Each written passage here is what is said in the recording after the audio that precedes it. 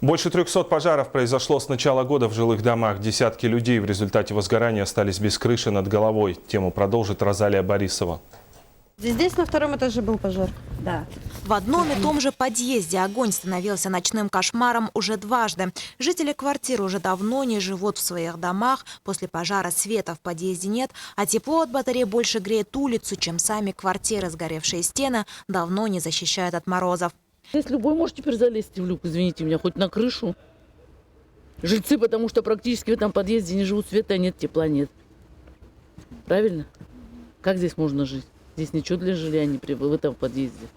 И зайти действительно может каждый. Вечерами в подъезде нередко греются бездомные. Чтобы хоть как-то обезопасить себя, жители соседнего подъезда всеми силами стараются не допускать чужих в свой дом.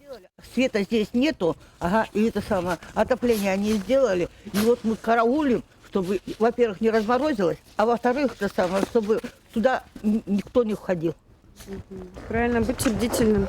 Ну, а что делать, если кто-то застучит, мы вот в этой квартире живем, вот, внизу, и слушаем, прислушаемся, чтобы мы действительно не загорелись.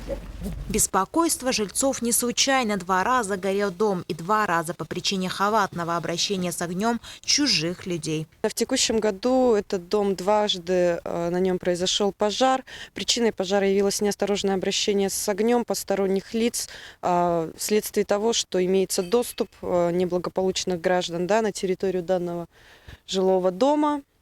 Для обогрева не использовали сжигание мусора. И, соответственно, не затушив, произошло возгорание, что привело к таким последствиям.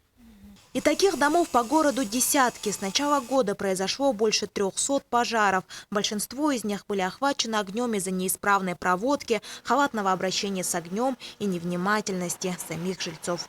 Розалия Борисова, Василий Слепцов, НВК «Саха», Якутск.